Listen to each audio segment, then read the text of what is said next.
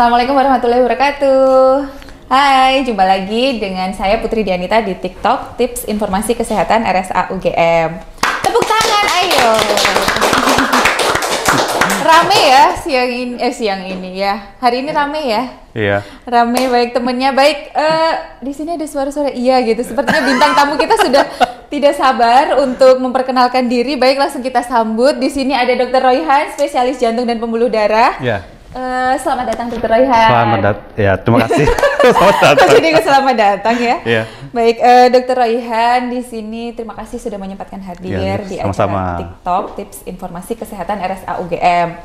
Nah, kali ini Dok, karena ini lagi hangat-hangatnya perbincangan tentang membahas, karena ini kan lagi lomba Agustusan Dok. Lomba Agustusan kan banyak, nggak cuma lomba permainan aja, banyak olahraga juga. Betul. Nah, yang lagi ramai kemarin vokalis Sheila on Seven, yaitu Mas Duta, itu kemarin ikut lomba Agustusan, lomba voli. Oh ya. Nah, yang banyak jadi perbincangan tuh, wah, Mas Duta, seorang Mas Duta yang sibuk, yang jadwalnya padat aja masih bisa menyempatkan waktu untuk bergabung olahraga dengan lingkungan kayak gitu Dok. Nah, itu kan pasti dia nggak akan bisa seperti itu kalau kebugarannya nggak bagus ya Dok. Betul. Berhubungan dengan kebugaran, pasti kalau badan yang bugar itu didukung dengan salah satunya dengan jantung yang sehat ya Dok. Ya, betul sekali. Nah, kenapa sih Dok kok kesehatan jantung itu sangat penting bagi kesehatan tubuh gitu Dok? Ya, oke. Kalau pengen tahu ya kenapa jantung itu penting, saya rasa kita juga sudah tahu bahwa ya, kalau misalnya jantung itu kan sendiri sebenarnya adalah, kalau kita lihat fakta sebelum aslinya ya, jadi jantung itu kan organ pertama yang terbentuk sejak pembuahan ya. Bahkan di umur 22 hari itu sudah terbentuk organ pertama. Mulai berdetak ya. Berdetaknya itu pun terus menerus, tidak pernah berhenti sampai akhir hayat kita ya kan. Nah, artinya kan dia sangat penting sekali. Karena dia berdetak terus, otomatis kan dia membutuhkan pasukan makanan yang baik, ya kan. Kemudian dia membutuhkan pembentukan yang baik, kemudian untuk mempertahankan fungsinya.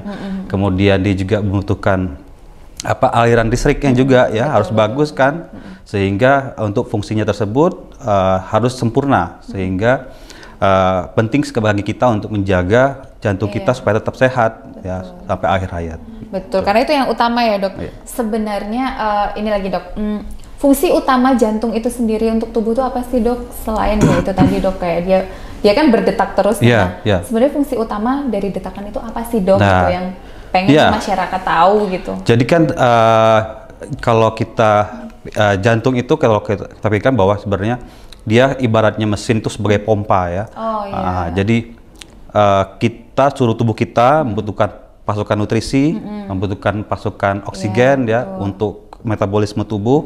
Namun semua itu kan tidak bisa tersampaikan, misal dari usus ke otot, ke kepala, ke otak ya, tidak bisa sampai kalau tidak ada sistem sirkulasi. Nah, sistem sirkulasi itu dia membutuhkan satu organ yang paling penting, yaitu adalah jantung, yang dia memompa seluruh tubuh, memompa darah seluruh tubuh untuk mengantarkan makanan, pasokan nutrisi ya, dan oksigen dari paru-paru, dari hati ya, ke bagian-bagian penting. Jadi badannya dia tuh motor ya Dok? Ibaratnya dia itu motor untuk memompa semua jenis nutrisi, darah, segala macam itu, makanya dia sangat memompa penting. Ke seluruh tubuh untuk jadi sirkulasi. Benar.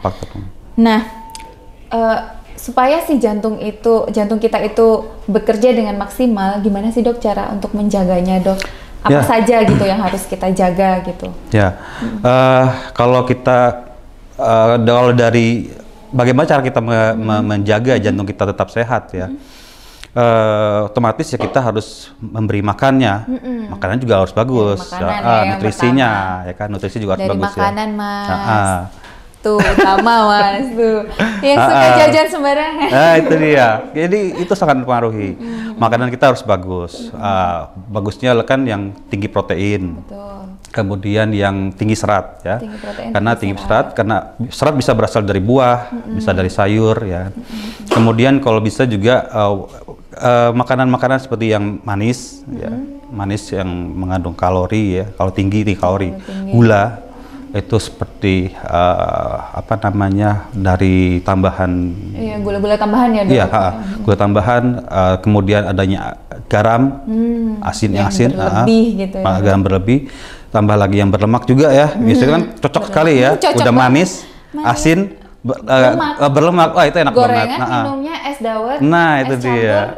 batagor. Iya, jadi yang itu harusnya kita kurangi, karena itu sendiri kan sebenarnya dia meningkatkan resiko terjadinya penyakit-penyakit yang mengawali penyakit jantung, seperti ada hipertensi.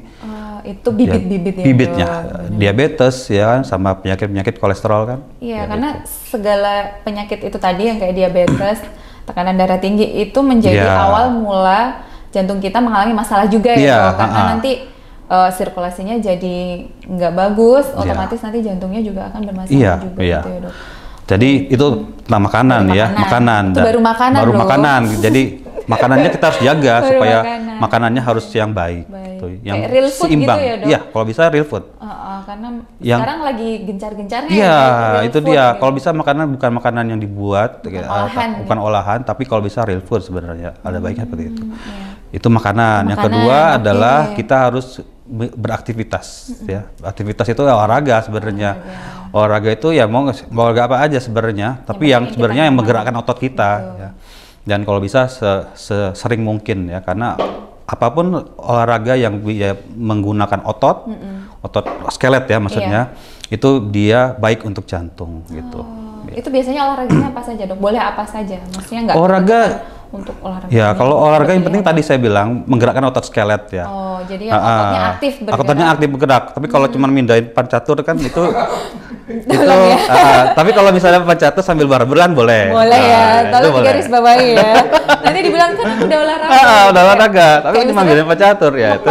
Gitu. Ini kan udah olahraga gitu. Sebenarnya itu belum ya. Belum, tentu. Itu kan hanya rutinitas. Jadi harus menggerakkan otot skelet gitu. Jadi ototnya harus bergerak, dipacu ya. Berarti itu olahraga. Jadi makanan, olahraga. Kemudian istirahatnya juga harus cukup ya. Nah, kadang udah makannya dijaga, olahraganya udah rutin, ternyata masih suka begadang nih. Nah, itu dia. Apalagi anak-anak muda sekarang ya. Anak-anak muda, adik-adik. scroll. Nggak nyangka-nyangka. Nggak tahu, jam 3. Oh, jam 3 baru tidur ya kan. Gitu. Aduh, itu. Itu tidurnya harus bagus juga. Ya, kemudian juga yang keempat adalah menghindari stres. Menghindari stres. Kadang stres kan nggak disadari ya, Dok? Iya, sadari betul. Itu karena itu otomatis karena mempengaruhi hormon. Hormon yang bisa mempengaruhi kerja jantung betul. juga. Ya, sehingga kita perlu pikirkan bahwa tadi ya makanan, olahraga, istirahat cukup, hindari stres. Ya. Stres itu kadang kita juga nggak nyadarin, kayak aku nggak stres kok kayak gini, tapi ternyata pikirannya kenceng nih, mikir sana sini makan sana. Iya, itu dia. Itu dia. Berarti harus 4 itu tadi yang harus dijaga ya, mulai dari makanan, kemudian olahraga, jangan lupa istirahat yang cukup, kemudian adalah hindari satu lagi yang terakhir penting. Ada lagi biar jangan lupa kita harus memeriksa kesehatan kita. Nah, ya itu karena kalau semuanya sudah dilakukan tapi ternyata kita tidak sadar bahwa kita memiliki faktor risiko ya. Karena seperti kayak misalnya hipertensi kan, pasien-pasien banyak tidak merasakan dia keluhan.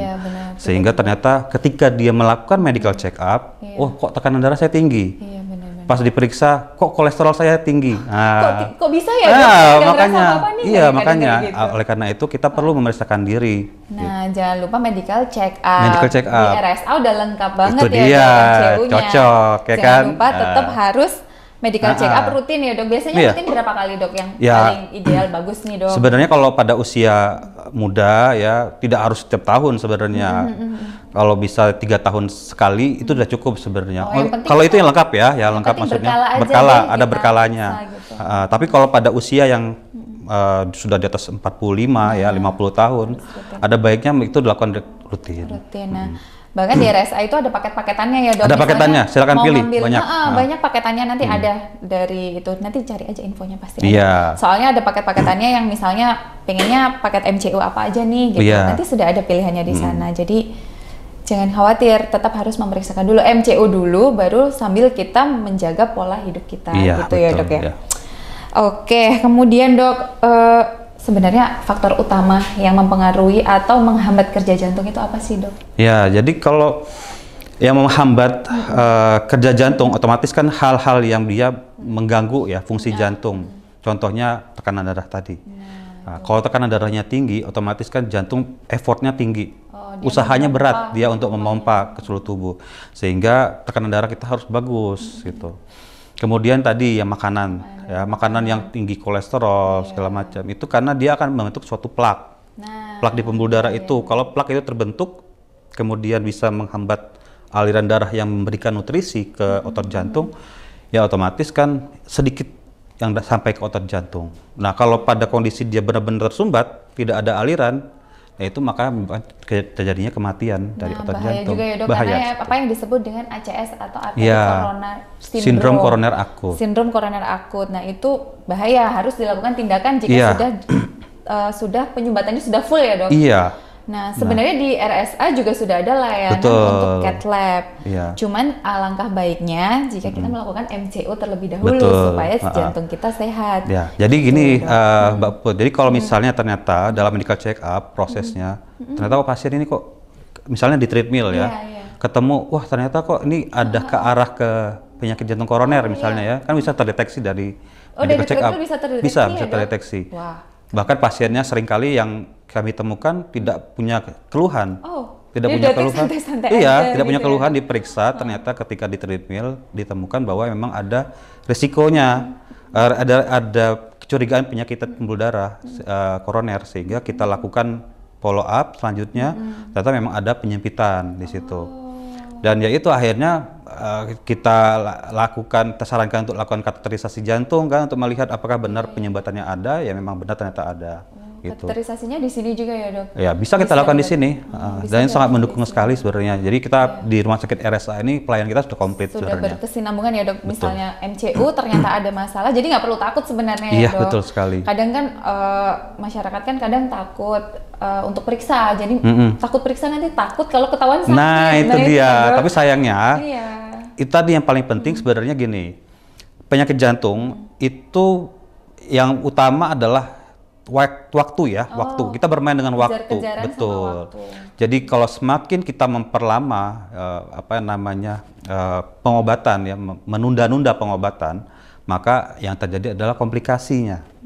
Komplikasi itu. Menunda masalah. Iya, malah menumpuk masalah. Sehingga kalau misalnya dia dilakukan terapi lebih dini, otomatis ya komplikasi kan belum terjadi. Pasien bisa pulih sempurna seperti orang normal biasa. Nah, dengan pengobatan yang cepat atau dengan deteksi dini ya dok ya. Harus. Nah, jadi nggak perlu takut ya dok. Kadang kan takut, aduh aku nggak usah lah, takut nanti. Jangan takut. Jadi kalau sudah tahu bahwa dia sakit, bisa diobati lebih dini. Mudah-mudahan tidak ada efek samping atau komplikasi yang terjadi gitu. Karena kalau sudah terjadi sumbatan itu efek sampingnya banyak sekali ya dok. Betul, karena kalau misalnya sumbatannya total ya, otomatis kan ada otot jantung yang tidak dapat makanan sehingga dia mengalami kematian dan pompa jantung akan menjadi turun. Kalau menjadi turun, otomatis pasien akan mengalami sesak ya, nyeri dada terus menerus, kadang-kadang nyeri dada terus menerus. Kemudian kemampuannya menurun, produktivitas menurun. Itu malah kemana-mana jadinya nanti kan. Iya, jadi ada baiknya memang sedari dini gitu. Kayak tadi Dr. Royhan juga sudah sebutkan ya, sebenarnya pasien dengan penderita jantung itu bisa pulih kembali normal jika dia dilakukan deteksi dini. Itu tadi benar ya dok, jadi memang terbukti seperti itu gitu ya dok. Jadi kalau dia bisa melakukan deteksi sedari dini, itu bisa mengobati lebih baik ya. Jadi bahkan kayak seperti orang normal ya, kita banyak kok pasien-pasien yang bisa diobati lebih dini. Pasien bisa bekerja seperti layaknya orang normal. Betul. Gitu. Bahkan dulu ada pasien yang masih usia muda ya dok, 20-an tahun itu sakit kena serangan jantung ternyata, dan dideteksi dari awal ternyata bisa pulih dan dia bisa beraktivitas seperti biasa. Orang normal ya. Itu, jadi jangan takut untuk melakukan periksa, bisa dari MCU. Nanti kalau ada masalah di sini dokternya sudah siap ya dok. Siap. Alatnya juga sudah siap. Betul. Nah dok, tadi kan dikatakan olahraga. Dokter juga tadi sudah menyebutkan bahwa olahraga yang baik untuk jantung adalah olahraga yang mengaktifkan otot jantung gitu. Itu sebaiknya dilakukan berapa kali gitu sih? Sebenarnya kan kalau untuk latihan itu banyak jenisnya. Ada latihan namanya latihan aerobik ya, aerobik atau kardio. Kardio. Ada juga orang populernya dengan kardio. Gitu. Karena namanya kardio. Ada juga namanya latihan resistensi, ya, angkat barbel, ban, ya, itu juga. Ada lagi namanya latihan elastis, kayak pilates segala macam itu, yoga, gitu ya. Nah, kalau latihan itu sendiri kan dia, kalau latihannya tadi kardio, kardio itu disarankannya dia 30 sampai 60 menit setiap hari, dilakukan minimal 5 kali dalam seminggu ya. Dan itu kalau misalnya suka kardio boleh banyak pilihan ya. Kalau kardio banyak pilihannya. Banyak sekali ya. Bisa berlari, jogging ya, atau jalan pun itu termasuk kardio sebenarnya. Jalan cepat ya. Atau jalan biasa pun nggak apa-apa ya. Kalau pada geriatri, pada usia lansia, kita nggak bisa paksa dia untuk berlari, maka dia bisa dengan jalan gitu. Kemudian juga kalau suka berenang itu juga masuk kardio. Oh, berenang itu masuk kardio ya? Masuk kardio. Kemudian mendayung, aktivitas mendayung, itu juga masuk kardio, rowing gitu. Jadi kardio banyak pilihan sih sebenarnya. Itu kalau misalnya tertarik dengan kardio atau dengan resistensi, misalnya dengan angkat beban, weight training, itu juga melatih kardio juga ya dok, karena heart rate kita beda sebenarnya. Melatih otot, jantung, betul, ya. Dan bedanya kalau dia weight training atau resistensi itu frekuensinya tidak sesering dengan kardio. Kardio kan dia harus 5 kali, minimal 5 kali dalam seminggu. Tapi kalau weight training cukup 2-3 kali saja dalam seminggu. Cukup, ya. Dan bisa diatur sehari libur, sehari aktivitas, sehari libur aktivitas. Karena dia nanti yang akan ditingkatkan adalah bebannya. Betul sekali. Gitu. Ya, jadi bebannya yang dinaikkan gitu. Beban hidup jangan beban hidup. Beban hidup makin lama makin tinggi, stres yang tinggi, Pak. Jadi bebannya harus beban hidup dikurangi. Nah, itu beban dia. Angkat bebannya yang ditambahin gitu. Olahraganya apa, Mas? Oh, sepeda. Oh, sepeda juga masuk kardio ya, Dok? Ya, sepeda. Kalau sepedanya sepeda ini ya, bukan sepeda roda 3 kan?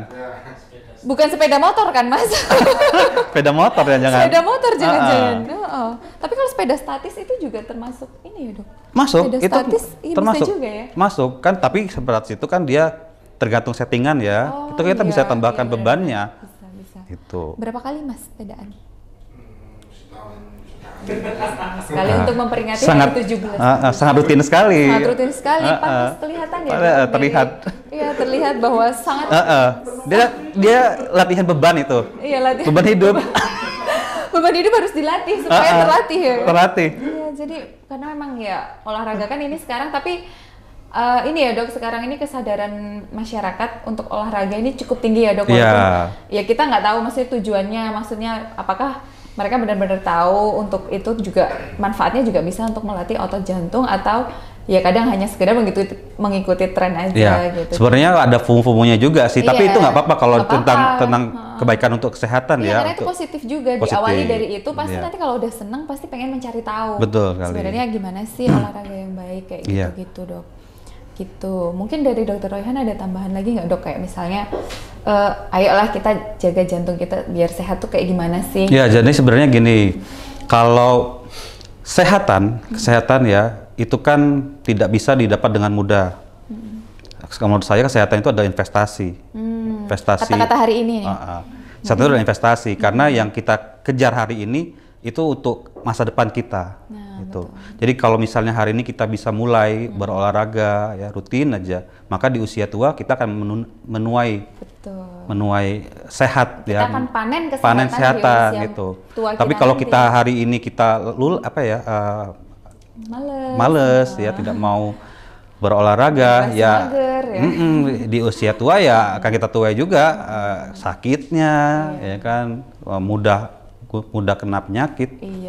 Jadi adik-adik, ayo semangat olahraga ya. Nggak boleh mager yang muda-muda ya. Kadang tuh sekarang mager pilih nge-scroll gitu kan, olahraga jempol. Olahraga jempol, jadi jempolnya sehat ya. Jempolnya sehat gitu, semangat olahraga supaya nanti di usia tua kita tidak menyesal, karena di usia tua kita masih bisa melakukan aktivitas. Maksudnya masih banyak aktivitas yang bisa kita lakukan dan kesehatan kita justru akan lebih meningkat dengan olahraga. Tapi nggak cukup dengan olahraga, seperti yang Dokter Royhan katakan tadi, dari makanan juga, dari istirahat kita, kemudian aktivitas olahraga, kemudian hindari stres, Dan juga apa tadi dok? Satu lagi dok? Apa istirahat cukup? Tadi istirahat cukup, iya itu tadi. Jangan lupa cek kesehatan dong. Oh iya, jangan lupa cek kesehatan. Iya. MCU, kalau mau MCU di RSA UGM sudah lengkap MCU-nya, pilihannya sudah lengkap. Betul sekali. Bahkan dokter jantung kita itu nggak cuma satu ya dok, ada dong. banyak dokter jantung kita gitu. Nanti kalau yang pengen cek kesehatan jantung atau MCU bisa ke Dokter Royhan. Atau kalau ingin konsultasi bisa juga dari telemedicine kan dok? Bisa. Jadi dari telemedicine bisa konsultasi untuk kesehatan jantung. Mungkin pengen istilahnya ya tanya-tanya gimana, maksudnya keluhan-keluhan yang dialami sekarang apa gitu. Iya, betul sekali. Betul gitu. Ada tambahan lagi ya dok? Ya. Setelah kata-kata hari ini tadi tuh, sehat adalah investasi kita di masa depan. Iya, gitu. Itu saja. Baik. Terima kasih Dokter Royhan. Sama-sama. Sudah menyempatkan hadir di kesempatan siang hari ini. Oh iya, mungkin ada bapak-bapak atau adik-adik mau tanya. Tidak, sudah lengkap? Oke, sudah lengkap. Syukurlah. Gitu. Sudah syukurlah, gitu. Alhamdulillah gitu. Ternyata Dokter Royhan, alhamdulillah nggak ditanya. Gitu. Tapi tadi info dari Dokter Royhan udah cukup jelas dan lengkap ya. Iya, semoga bisa membantu semuanya. Iya, semoga bermanfaat. Kalau nanti masih pengen lagi ngobrol lebih lanjut ataupun ingin konsultasi istilahnya ya, ingin konsultasi lebih datang lengkap. Datang aja ke RSA UGM. Datang ke RSA UGM, ke Poli Jantung, nanti tinggal pilih ke Dokter Royhan, atau misalnya Dokter Royhan sedang tidak praktek, ada dokter jantung. Banyak kok kita. Banyak gitu, baik. Terima kasih Dokter Royhan, sama-sama, semoga bermanfaat. Sampai jumpa di lain kesempatan. Assalamualaikum warahmatullahi wabarakatuh. Waalaikumsalam warahmatullahi wabarakatuh.